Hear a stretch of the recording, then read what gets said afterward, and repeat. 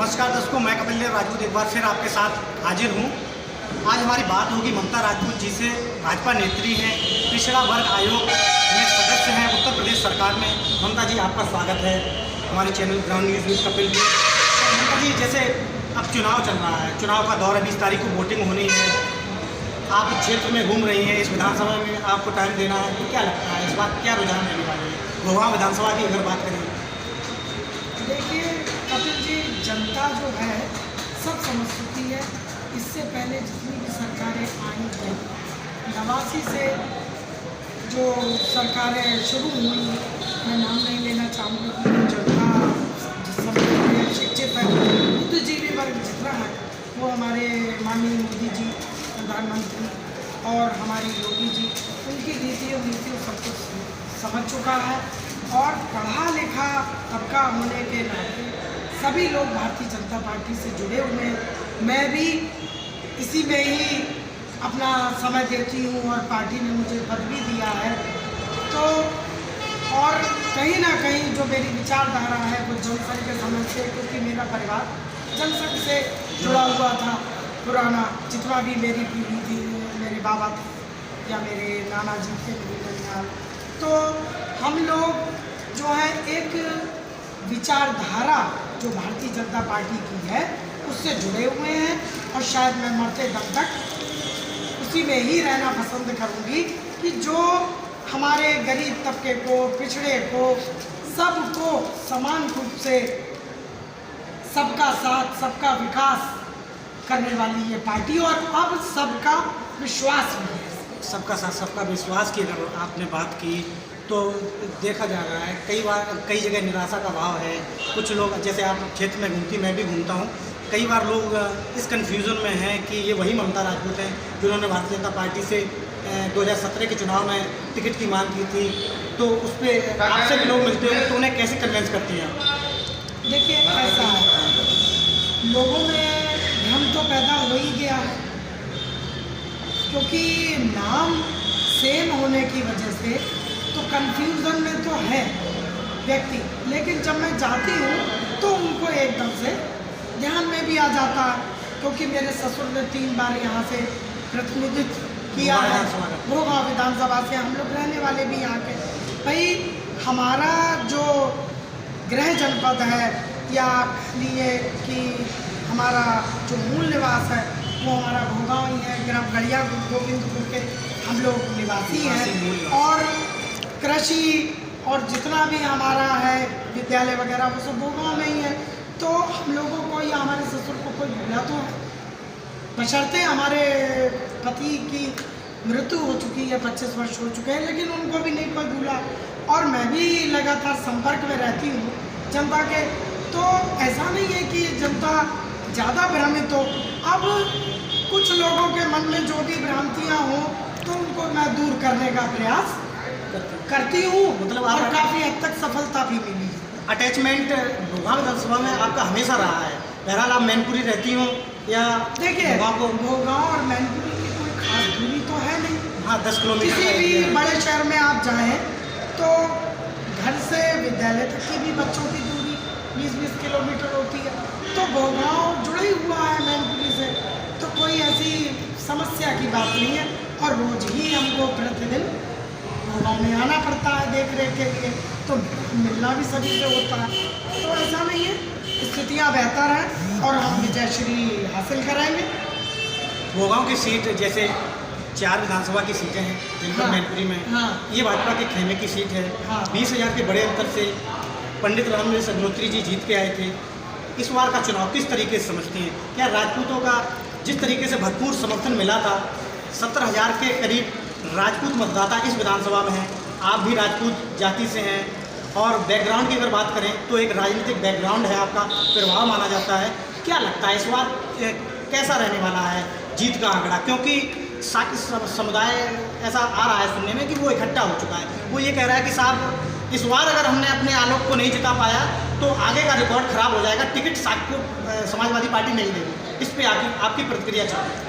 देखिए, मैं एक बात तो मैं कहना चाहूँगी कि ये सब आपको भी ध्यान होगा कि इनके पास 5 बार अब तीन और दो मिला दें 25 साल, एक 2.5 दशक लंबा समय होता है। हाँ, इन्होंने क्या विकास का काम किया?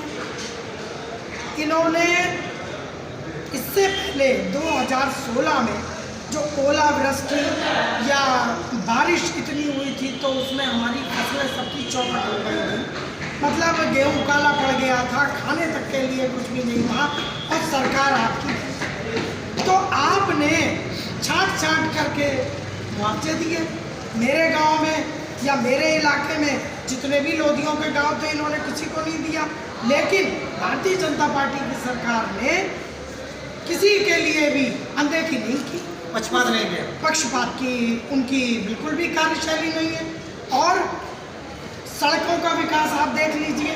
हाँ, ये मानते हैं कि कहीं किसी वजह से जो छूट गया होगा वो काम अब हो जाएगा, आने वाले समय में हो जाएगा। देखिए, 2 वर्ष तो कोरोना से हम लोग पीड़ित रहे, तो उसमें तो ये लगता था कि भाई हम लोग किसी भी तरीके से जीवित रहे, बिल्कुल जीवित रहे। उसके लिए हमारे माननीय मोदी जी और योगी जी ने जो काम किया है, तो शायद मैं उनको नमन करती हूँ, प्रणाम करती हूँ, और शायद पूरे भारत की जनता उनको हमेशा याद रखेगी कि जो उन्होंने भोजन की व्यवस्था की, लाने ले जाने की व्यवस्था की, तो वो किसी से छुपा नहीं। क्षेत्र में जैसे मैं घूमता हूँ, करीब 70 गांव का सर्वे भी मैंने किया है, तो एक बात जो खुल के जो समाज कह रहा है, किसी भी समाज का हो, निचले तबके का हो, गरीब हो, कोई भी किसी भी समाज का है, तो एक क्रेडिट तो आपकी सरकार को मिलता है कि वह मुक्त सरकार। देखिए, है मुक्त सरकार। और जो हमारी सरकार जब आ रही थी 2017 में या 2014 से माननीय मोदी जी बने, तो उनका एक नारा था, ना गुंडाराज ना भ्रष्टाचार, अब की बार भाजपा सरकार। तो ये तो आपने देख ही लिया होगा कि जिस तरीके से हमारी बहन बेटियां विद्यालय पढ़ने नहीं जा पाती थी, उनको ये लोग गाड़ियों में घसीट के डाल लेते थे, और राह चलते लूट लेते थे और मार के भी डाल देते थे। अब आप देख लीजिए, हमारी बहन बेटियां सुरक्षित हैं, हम सब सुरक्षित हैं और सम्मान की ज़िंदगी जी रहे हैं। अभी आप कल ही परसों देख लीजिए, अनु दीक्षित पूर्व चेयरमैन बेवर ने उनकी सदस्यता ग्रहण की। वो बोले, सर ये दीक्षित आ गया है। तो इनके यहाँ सम्मान की बात नहीं है। और मैं तो ये कहूँगी, मुझे पार्टी कुछ दे ना दे, लेकिन मुझे इतना सम्मान मिला है और हमारी महिलाओं को भारतीय जनता पार्टी ने इतना सम्मान दिया है कि शायद किसी भी सरकार में इतना संभव नहीं है और आगे भी नहीं होगा। तो वो मैं तो ये कहना चाहूँगी कि यदि बहन बेटियाँ और सभी जितना भी बुद्धिजीवी वर्ग है, तो वो भारतीय जनता पार्टी को लेकर के ही चल रहा है और हम हमारी पूर्ण बहुमत की सरकार बनेगी। हमको किसी की ज़रूरत नहीं है। पिछली बार 325 बनी, हो सकता है इस बार 325 प्लस चली जाए। मैम, जाते जाते एक सवाल मैं आपसे और लूँगा। जैसे करहेल की अगर बात करें, करहेल की जब प्रत्याशी डिक्लेयर नहीं हुए थे भारतीय जनता पार्टी और समाजवादी पार्टी के, उससे पहले भुवाओं की सीट हॉट सीट बताई जा रही थी। कहा जा रहा था ये कैबिनेट मंत्री जी की सीट है, ये भारतीय जनता पार्टी इसमें दमखम पूरी दम से भरेगी।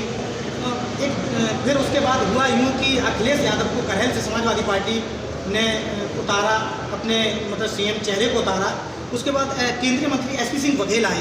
अगर करहेल की अगर बात की जाए, तो वहाँ आंकड़ों में करीब 35% प्लस यादव मतदाता है और एक ही पार्टी को वोट करता है। उस पर क्या कहेंगे आप? केंद्रीय मंत्री वर्सेस पूर्व मुख्यमंत्री, किस तरीके का चुनाव रहने वाला है? देखिए, इनकी कार्यशैली संपूर्ण उत्तर प्रदेश या उससे बाहर के भी जनता समझ चुकी है। ये कहीं से जीत नहीं रहे होंगे तो इन्होंने कहा होगा कि हम अपने गृह जनपद ही चले। और रही बात एसपी सिंह बघेल की, वो एक शिक्षित और बहुत सुलझे हुए व्यक्ति हैं। मैं उनको 96 से जानती हूँ, मेरे पारिवारिक संबंध भी उनके साथ, हम लोग उनके साथ आगरा में भी रहे और मिलिट्री साइंस के वो प्रोफेसर भी रहे हैं। तो देखिए, जो व्यक्ति सैन्य विज्ञान का प्रोफेसर होगा तो उसको युद्ध की बारीकियाँ बखूबी मालूम, उनको किसी की ज़रूरत नहीं है और वो अपनी कार्यशैली से पिछड़े वर्ग के होने के नाते वो आज यहाँ तक पहुँचे हैं। तो कहीं ना कहीं केंद्रीय नेतृत्व या शीर्ष नेतृत्व या हमारा जितना भी संगठन है वो बुद्धिजीवी है, तो उसने कुछ सोच समझ के ही उनको मैदान में उतारा है। और हम आज की तारीख चारों विधानसभा मैनपुरी की हम जीत रहे हैं, कहीं भी हमारा प्रत्याशी कमज़ोर नहीं है। और हमारे जो जिलाध्यक्ष हैं उनको मैं बहुत ही, मैं ये कहूँगी, जुझारू, कर्मठ और पार्टी के प्रति लगनशील। आप उनकी डिबेट तो सुनते ही रहते हो। बिल्कुल, मेरी भी बात होती रहती है समय समय। तो मैं ये कहूँगी कि शायद वो बहुत ही योग्य व्यक्ति हैं और मैं उनके उज्जवल भविष्य की भी कामना करती हूँ। और रही बात हमारे चारों प्रत्याशियों की, तो अपनी अपनी जगह ये लोग नंबर 1 हैं और कहीं कोई दिक्कत नहीं है।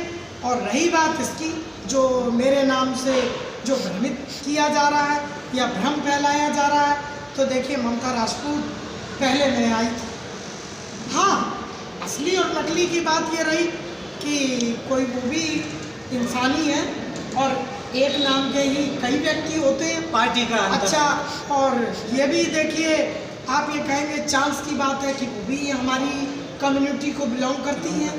तो मैं तो ऑन पेपर सिंह हूँ, लोधी तो हूँ, लेकिन पार्टी में डिफरेंस के लिए मुझे सरनेम लोधी राजपूत भी लगाना पड़ता, क्योंकि एक बार का मैं आपको बात बताऊं कि हमारे ससुर कांग्रेस से थे और उन्हीं के नामा राशि देवर से वो उनका सिंबल लेके चले आए कि साहब मैं ही सूबेदार सिंह हूँ, अब मैं नाम नहीं लेना चाहूँगी, वो सबको मालूम है। तो कांग्रेस से उनके नाम पे सिंबल लेकर चले आए, चले आए। विवाद हुआ होगा बाद में। तो क्या सिंबल तो सिंबल है, उसमें कोई काटा नहीं गया। फिर उन्होंने दिल्ली लड़े, चुनाव जीते, फाइट हुए, चुनाव जीते। देखिए 240 वोट से हार गए।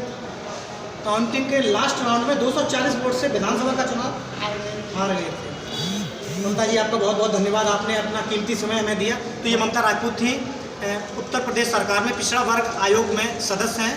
मेरे सहयोगी प्रवीण राजपूत के साथ कपिल देव राजपूत, ग्राउंड न्यूज़।